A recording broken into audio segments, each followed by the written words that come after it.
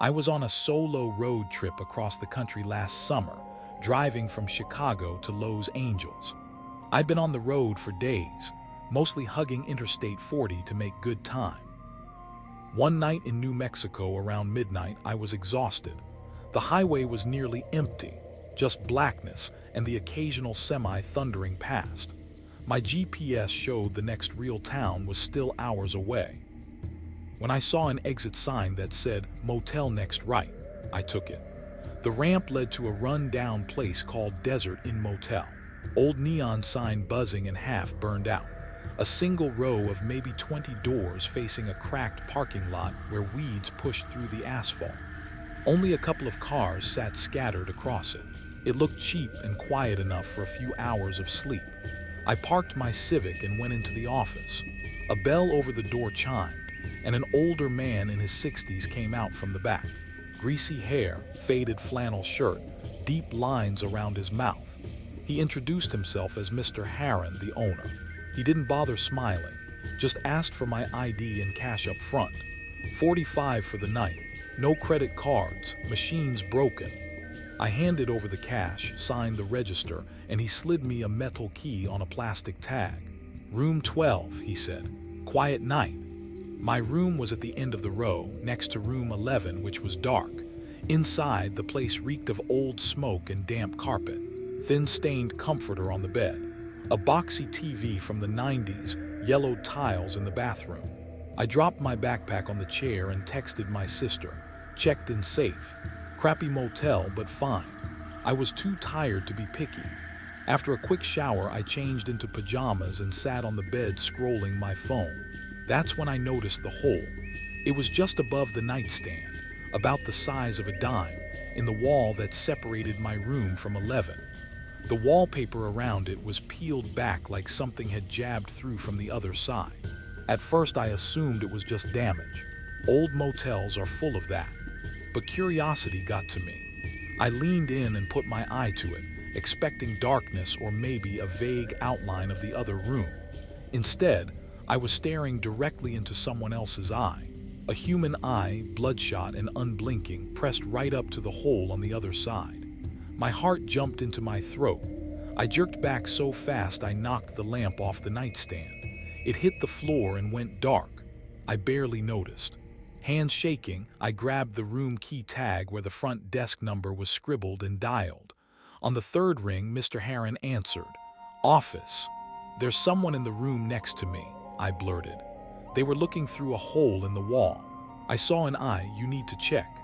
He paused long enough that I thought the line had dropped, then sighed like I was calling about a missing towel. Room 11's empty. No one checked in there tonight. I saw an eye. I'm not imagining it. All right, miss, I'll come take a look. He hung up. I paced, keeping as far from that wall as possible. A few minutes later, there was a knock. I checked the peephole, just him holding a flashlight. I let him in, pointed at the hole, and told him exactly what I'd seen. He grunted, shined the beam on it, then said he'd look from the other side. I locked my door as soon as he stepped out. I heard him unlock 11, shuffle around, then come back. Empty, he said through my door. Nobody in there, you've been driving all day, tricks of the mind. I know what I saw, I said, cracking the door. Can I look myself? He shrugged and handed me the key. Go ahead. Lock it when you're done. I waited until he walked back toward the office, then grabbed my phone and crossed the lot. Room 11 was a mirror of mine, same layout, same worn furniture. But the bed here was rumpled like it hadn't been made in days. No luggage, no trash. No signs anyone was actually staying there. I checked the closet, under the bed, the bathroom. Nothing. On the shared wall, the hole was visible too, roughly taped over on this side. If you pulled the tape back a bit, you could see straight into my room. Standing there in the stale air, I started to feel foolish. Maybe I'd caught my own reflection or misread a shadow in my exhausted state. I relocked 11 and went back. This time I dragged a chair against my door and covered the hole with a strip of tape from my bag. Sleep came in fits. At around 7 a.m., I woke up feeling wrung out but desperate to get back on the road. As I packed, I peeled off my tape and looked at the wall again. That's when I saw the writing. Faint scratches surrounded the hole, etched into the paint with something sharp, a key, a nail. You wouldn't notice them at a glance, but up close they covered the plaster in a ring. He's watching you. Get out before he mimics. Dates carved beside some of them, July 2022. Another read, Don't Knock Back Sarah 2019. My stomach flipped. These weren't fresh. Some were faded under newer coats of paint. I took a bunch of photos with my phone. My palms were slick. Who was he? Whoever owned the place. I forced myself to brush it off as vandalism. Bored kids, drunk guests. Anything but the idea that multiple people over years had written warnings from this exact spot. I shoved my stuff in my bag, checked out. Mr. Heron was behind the desk with a styrofoam cup of coffee. Sleep okay? He asked, expression flat. Fine, I lied. I didn't mention the scratches. I dropped the key and drove off. Back on I-40, the sky brightened behind me. I stopped at a gas station in Albuquerque for coffee, and while the pump ran, pulled out my phone. Desert in Motel, New Mexico creepy. Nothing concrete, just a handful of reviews. Cheap but run down, owner gruff. One TripAdvisor post from 2021 stuck out. Felt like I was being watched. Avoid if alone. Too close to home. By that evening, I was in Arizona. I checked into a Holiday Inn feeling safer, surrounded by identical doors and bright hallways. That night, I posted my experience on r/Truskaristories. Left out the exact location, but described the owner, the messages. Comments flooded in. Most said it was a pervert's peephole.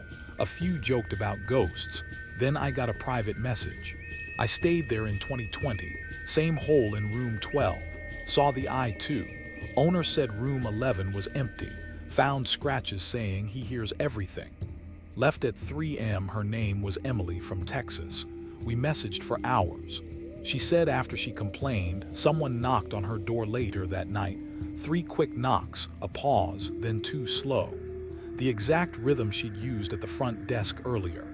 It was like someone was mimicking me, she wrote.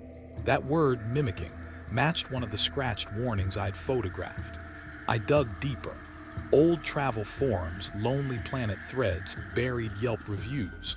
A handful of women mentioned a creepy vibe at a small New Mexico motel off 40. Some heard their own voices whispered back through the vent.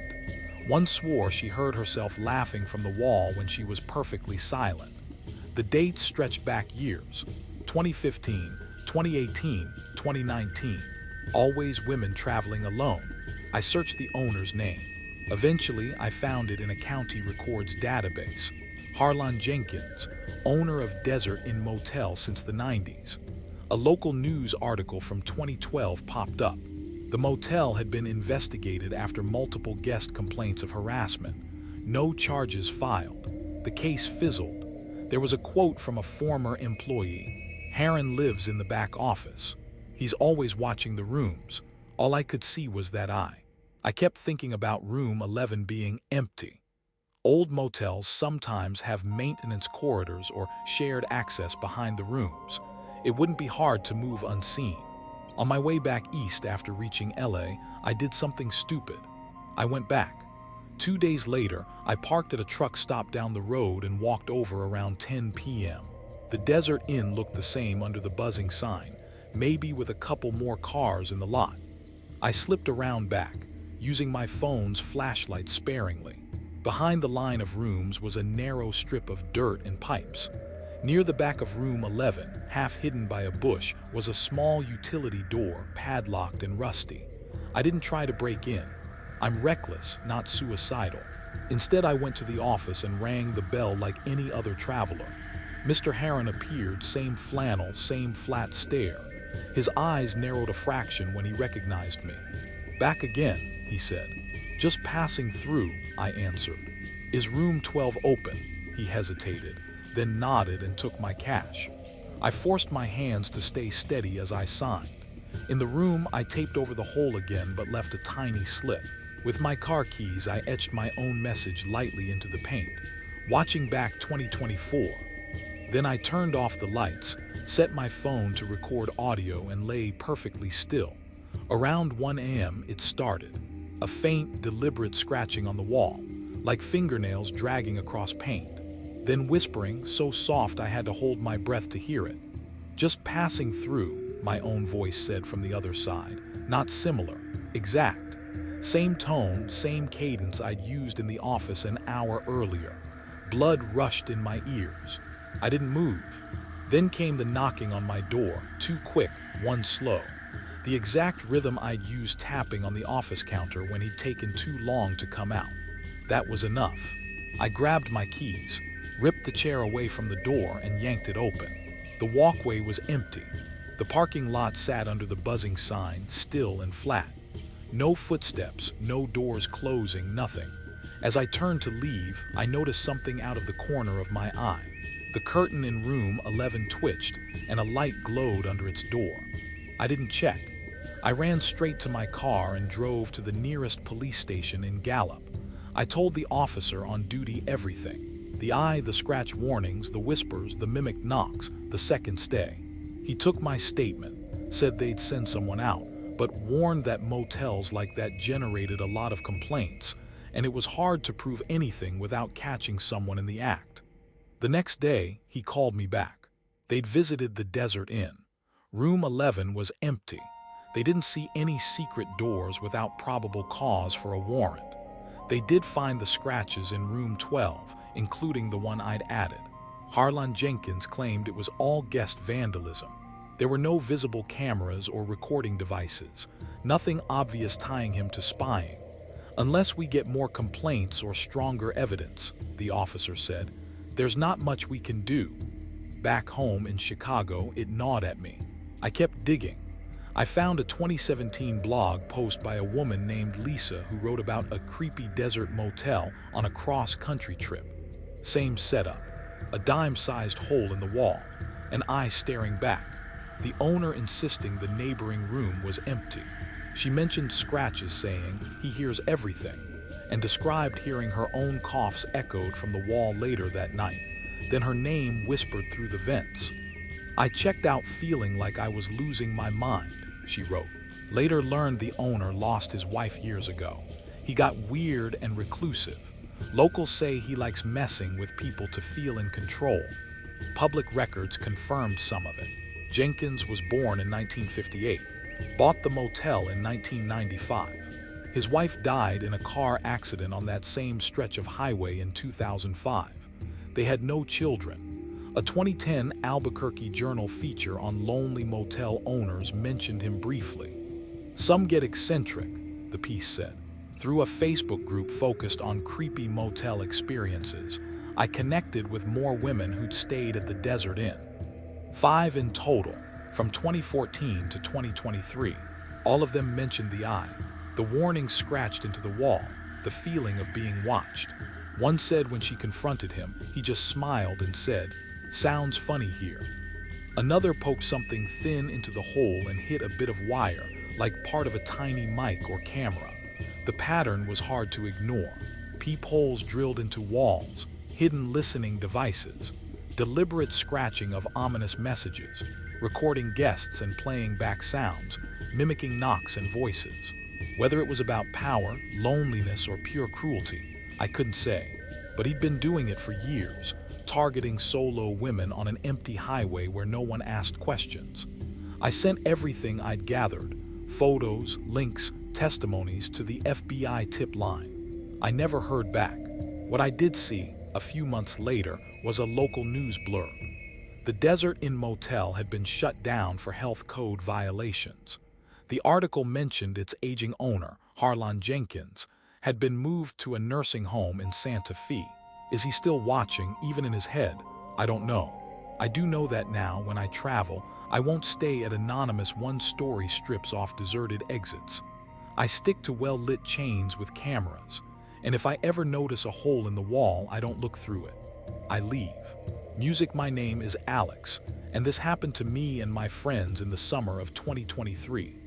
4 of us, me, my best friend Mike, his girlfriend Sarah, and our buddy Tom, were on a road trip from Chicago to Los Angeles. Last hurrah before starting real jobs after college. We crammed into Mike's old Honda Civic, and stayed at the cheapest motels we could find along the highways. If a place looked halfway decent from the road, we'd pull in and hope for the best. One night we stopped at a Motel 6 in Barstow, California, right off Interstate 15 in the Mojave Desert. Even in the dark it looked rough. Peeling paint, a drained and cracked swimming pool, neon sign flickering like it was on its last legs. But it was almost 11 p.m. and we were wiped. The front desk clerk, an older guy with a name tag that said Jerry, barely glanced up from his phone as we checked in. We took two adjoining rooms, 112 and 113. Mike and Sarah in 112, Tom and I in 113. There was a connecting door between them, which we left unlocked so we could hang out. Inside, both rooms smelled like old cigarettes tangled with disinfectant, thin sheets, rattling AC unit that sounded like it was full of gravel. We ordered Domino's, sprawled on the beds, and watched a friend's rerun on the TV, joking about the Grand Canyon photos we'd taken earlier. Around midnight it started. I was lying on my bed, scrolling through my phone, when I heard voices through the wall on the other side of my bed. The wall shared with room 114. At first it was just muffled sound, like a TV turned up too high. Then the words got clear. A man shouting, voice hard and angry, "You think you can just leave after everything?" Then a woman's voice, scared, pleading, "Please stop, you're hurting me." There were dull thumps like a body or furniture hitting the wall. Soft cries more like choked sobs than screams. Tom sat up. "You hear that?" "Yeah," I said. "Sounds like a fight in 114. We banged on the connecting door. Mike and Sarah came through. Sarah's face tightened as she listened. "Is that a woman crying?" she said. "We should do something." Mike shook his head. "Couple fight. Happens in motels all the time. We don't know what's going on. We shouldn't just jump in." But the noises kept going, more yelling, a sharp slap sound, then full-on sobbing. It went on for about 20 minutes. Sarah paced. "What if he's really hurting her? We can't just sit here." Tom nodded. "Yeah, man. You remember that story about the neighbor who ignored screams?" My chest felt tight. We'd all binged enough true crime to know how those "no one did anything" stories ended. "Let's at least call the front desk," Sarah said. Mike picked up the room phone and hit 0. When Jerry answered, Mike explained there was a violent argument in 114 and it sounded bad. "I'll check it out," Jerry said and hung up. Almost instantly, the noise on the other side of the wall cut off. No more voices, no more thumps, just silence. 10 minutes later, we heard footsteps outside, then a car engine. We pulled back the curtain in a slit and watched a black Ford pickup back out of a parking spot and roll toward the road. It was too dark to catch the plate. "That was fast," Tom said. "Maybe they left." Sarah still wasn't satisfied. "What if she's in there hurt? We should knock, just to be sure," Mike groaned. "It's late. If they're gone, they're gone." But none of us were really okay with doing nothing. We went outside together. The air was hot and still, the motel quiet except for highway hum in the distance. Room 114's curtains were drawn. No light leaked out under the door. I knocked lightly. Nothing. I knocked harder, still nothing. "See," Mike said. "They took off." We went back inside, but Sarah wouldn't let it drop. She pulled a tiny UV keychain light from her bag, the cheap kind people use to spot pet stains in hotel rooms. She'd brought it to gross us out on the trip. "Let's see if the front desk will open 114, she said. "If he says it's empty, we can check if someone bled in there." Tom snorted. "You're paranoid." But curiosity had its hooks in us now. Mike called the desk again. Jerry grumbled but eventually came up with a master key. He was a big man, sweating through his shirt, mustache hanging over his lip. "You kids sure," he said. 114's supposed to be empty. "Checked out this afternoon." "Empty?" I asked. "We heard people fighting," he shrugged. "Place echoes, probably TV. I'll show you, then back to bed." He opened 114. The room looked just like ours, 2 beds, a TV, a small bathroom. Beds made tight, no luggage, no trash. Housekeeping had clearly been through. "See, vacant." Jerry leaned on the doorframe. Sarah turned off the main light and clicked on her UV. At first, nothing. Beige carpet glowed dull. Then near the foot of the nearest bed, irregular splashes lit up in that blue-purple wash. Not round like drink spills. Spattered. On the wall, faint handprints bloomed to life. On what looked like a perfectly clean bedspread, more spots pulsed under the light. "What is that?" Tom whispered. Sarah moved into the bathroom. The sink glowed faintly around the drain. The tiles near the toilet lit in a patchy, splattered pattern. Jerry shifted. "People are pigs. They spill stuff. Don't read into it." I remembered every crime show that talked about luminol and black lights. Proteins in bodily fluids fluoresce. "That looks like blood," I said, my voice low. Jerry's expression hardened for just a moment. Then he forced a laugh. "You watch too many cop shows. Time to wrap it up." He ushered us out and locked the door behind us. Back in our rooms, nobody slept. Sarah pulled up articles on her phone. UV light blood detection. The science lined up. Even cleaned blood can show under the right light. "If that room was empty," she said, "what did we hear?" Mike stared at the ceiling. "I don't know. Maybe we misheard," Tom said. "Could have been squatters or I don't know, something weird." We weren't sold on ghosts. What scared us was the idea of something completely human. In the morning, we checked out early. Jerry wasn't at the desk. A woman we hadn't seen before handled the paperwork. We drove off, intending to shake it off. Sarah wouldn't let it go. While I drove, she started pulling up reviews. "Motel 6 Barstow reviews," she muttered. Most reviews were what you'd expect.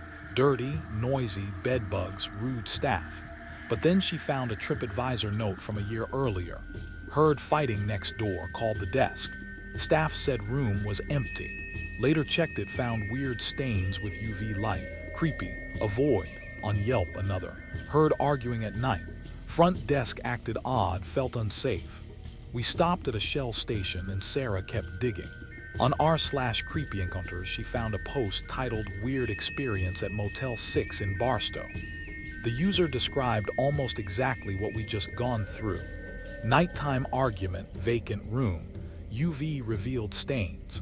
Someone in the comments suggested it might be a setup and linked to a Victorville Daily Press article from 2021. We all huddled around her phone to read. The piece was about a man named Victor Ramirez, 45, from Los Angeles, a suspected contract killer working for drug cartels.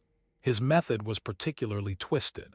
He'd rent motel rooms and stage fake fights using pre-recorded audio or accomplices. He wanted to see which neighbors would report it. Anyone who did, he marked as a snitch. Later, on different nights or in different locations, he'd eliminate them to clean up loose ends from his real crimes. He preferred seedy, transient motels, cheap chains off highways like Motel 6. Easy in and out, guests who didn't stay long or leave strong paper trails. Blood traces from his actual murders had been matched to some of these rooms. Sarah's face drained of color. "This is exactly what happened to us," Tom scrolled. "He was arrested in 2021. Then he clicked another link. A 2022 follow-up. Ramirez had escaped during a prison transfer and was still at large, believed to be hiding in desert regions. My stomach knotted. We'd heard the fight. We'd called it in. We'd poked around the crime scene with a UV light. If it was him or someone copying him, we'd just put targets on our backs." Mike tried to keep steady. "It's probably just coincidence. That article could be about somewhere else." We merged back onto I-15. In the rearview mirror, I noticed a black Ford pickup slip into our lane a few cars back. The same shape as the one we'd seen leave the motel lot. I told myself there were a million black trucks in California. Still, every time I changed lanes, it did too. When I sped up, it kept pace. When I eased off, it did too. We took an exit to a rest area. The truck followed. "Guys," I said, "that's the truck." Silence dropped heavy in the car. Then everyone started talking at once. Sarah grabbed her phone and dialed 911. The dispatcher told us to drive straight to the nearest police station in Barstow and stay on the line. We turned back toward town. The truck closed in, honking once. I could see the driver's face in the mirror. A man with a thick mustache, not unlike Jerry's. My hands were slick on the wheel. As soon as the police station came into view, a squat building off Main Street, the black pickup suddenly swerved into a side street and disappeared.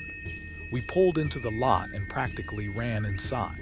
Officer Davis sat us down, listened to the whole story from the motel to the truck. "We've had similar complaints about that place," he said. "And yes, Ramirez is still out there. He has associates. Sometimes motel staff look the other way." They drove over to check the Motel 6. Jerry was gone. According to the other clerk, he'd quit that morning, no notice. Room 114 had been cleaned again, but forensics used proper luminol and UV. They confirmed old blood traces, some matching a missing person from 2022. We stayed that night in a Holiday Inn in Victorville. Double-locked the door, watched the parking lot from the window. No black trucks appeared, but every engine noise made my chest tight.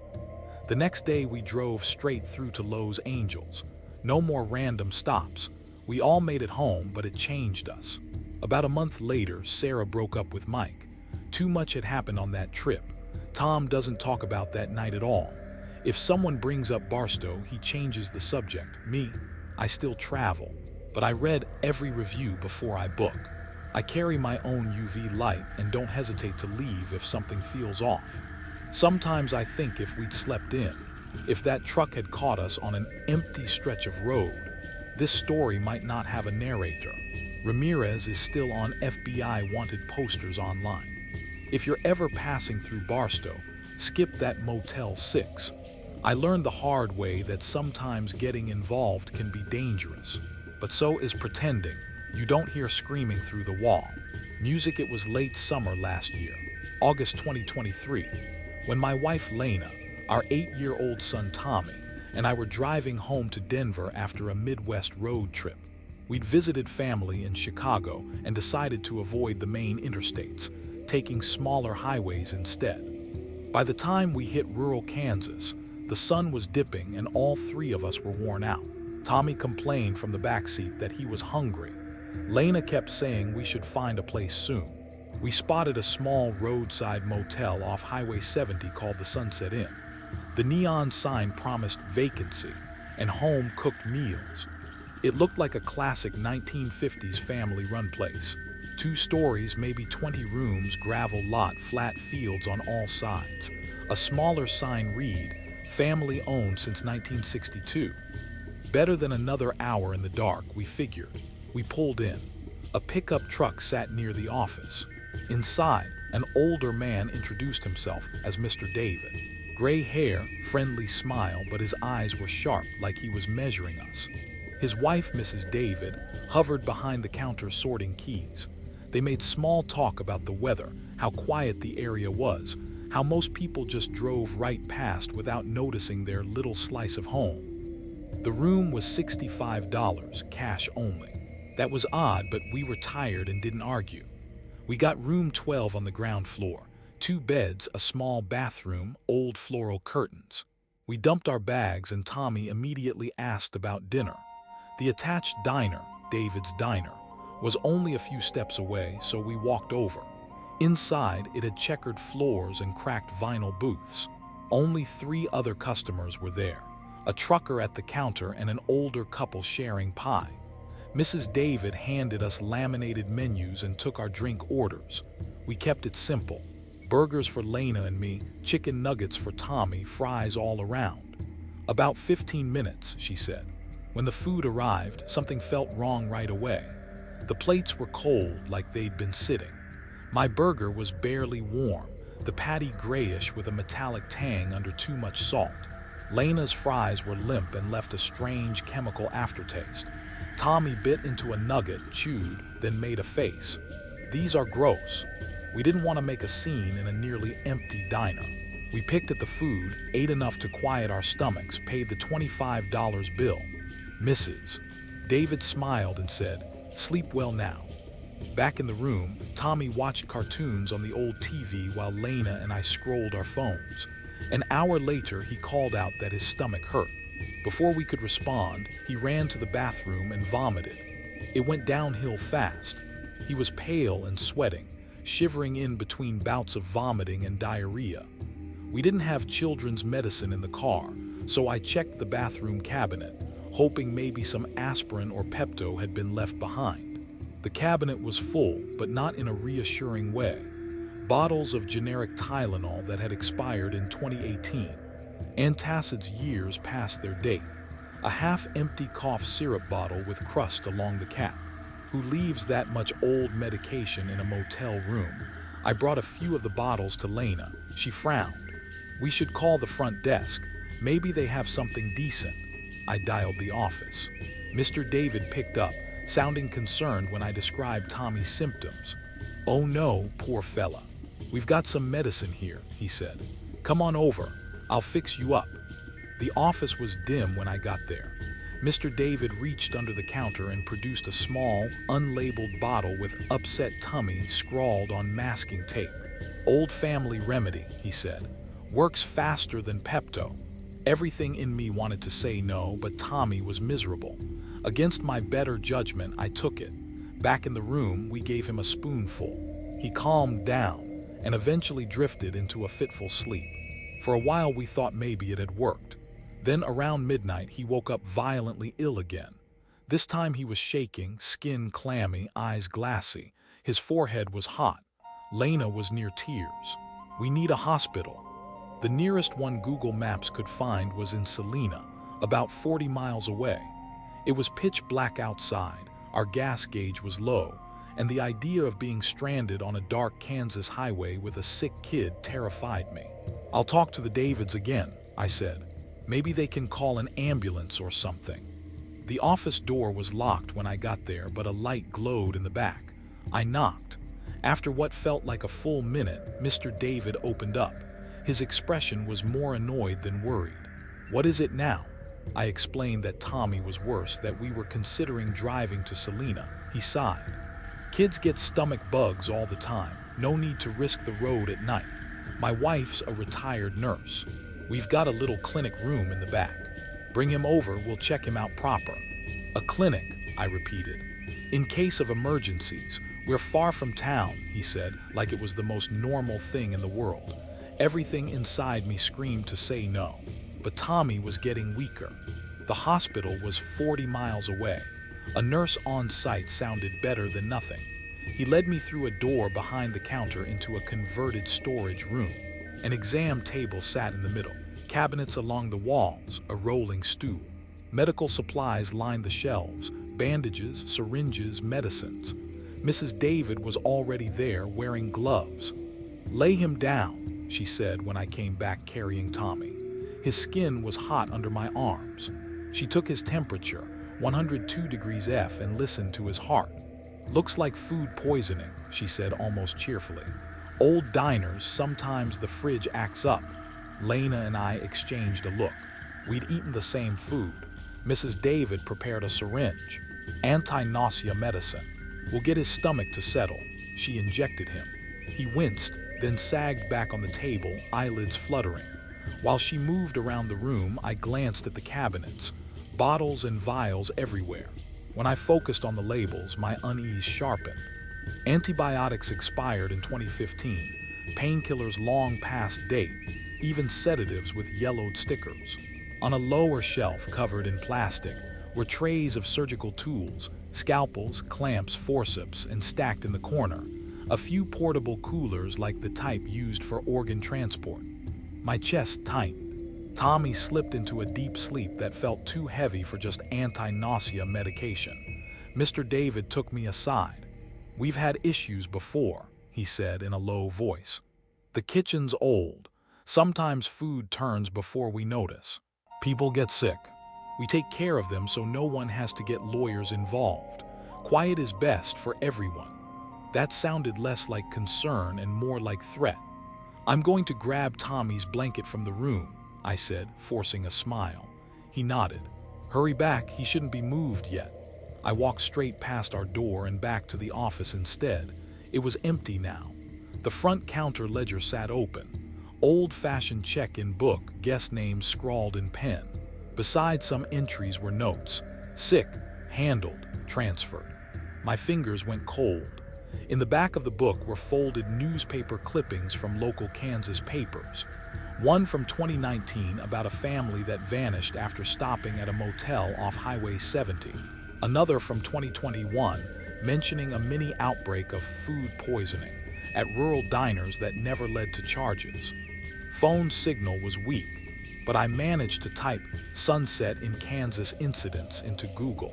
A few bland reviews came up first, then a Reddit thread, people complaining of getting very sick after eating at a small motel diner, weird vibes, and creepy husband and wife owners. One user wrote that their friend had stayed there in 2022, gotten violently ill, and later noticed a fresh scar with stitches on their side.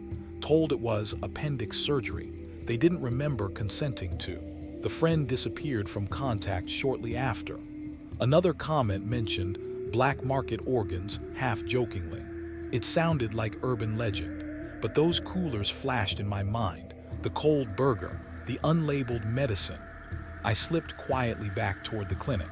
The door was slightly ajar. Through the gap I saw Mr. David on the phone, back turned. "Yeah, I got a kid here," he said. "Young organs, parents too if needed. Can you send the van?" My whole body went cold. I backed away and hurried into the room where Lena sat by Tommy. "We have to go, now," I hissed. "What?" "He's now." I leaned in and whispered what I'd heard, what I'd seen in the ledger and clippings. Her face went ashen. Tommy was groggy but conscious. I scooped him up, ignoring Mrs. David's protest. "Where are you taking him?" "He's not stable." We headed for the exterior door instead of the office. Mr. David stepped into the hall, hand outstretched. "Sir, it's not safe to just drive off," he said, voice too smooth. I pushed past him. Lena yanked open our room door, grabbed our bags with one hand and the car keys with the other. We sprinted to the car. Behind us, Mr. David yelled, "Come back here. You're making a mistake." The engine turned over on the first try. Gravel spit from our tires as we tore out of the lot. In the rearview mirror, I saw him standing in the dirt drive, phone to his ear. We made it to Salina Regional Health Center around 2 a.m. Tommy was drifting in and out, vomiting weakly. The ER staff rushed him into an exam room. Blood tests showed severe food poisoning, but there was more. A toxin in his system, they said, could have come from contaminated meat or deliberate adulteration. They treated him with fluids and meds. While he slept under blankets and monitors beeped, we told police everything. The cold food, the strange clinic, the expired meds, the overheard phone call. The next day, officers searched the Sunset Inn. What they found made the news. The David's real last name was Thorpe. Mr. David was actually David Thorpe, with an old assault charge on his record. His wife, Evelyn Thorpe, was a former nurse who'd lost her license in 2005 for stealing medications. In the makeshift clinic, police found preserved organs packed in those coolers, some linked through DNA to missing persons. There were records of shipments coded, but traceable, to buyers across the border and to dark web contacts. Surgical tools, blood-stained linens, and more expired drugs than any legitimate practice would ever keep. The ledger notes, sick, handled, transferred, matched dates of missing traveler reports along that stretch of highway. The pattern investigators uncovered was horrifying. The Thorpes had been part of a black market organ ring targeting people who wouldn't be missed right away. Truckers, drifters, families road tripping far from home. They'd lace food with mild poisons like ipecac or worse to induce sickness. Then help in their clinic, sedating victims and harvesting what they could. Some victims survived, waking up with missing kidneys or unexplained scars and vague stories about emergency surgery on the road. Others never made it back on the highway. The Thorpes were arrested, along with a local doctor and a man who drove a refrigerated van. The Sunset Inn was shut down and taped off. Tommy recovered fully after a few days in the hospital. We were unimaginably lucky. If I hadn't seen that ledger, or if we'd hesitated a few more minutes, we might have been next on some list, reduced to notes in the back of a notebook.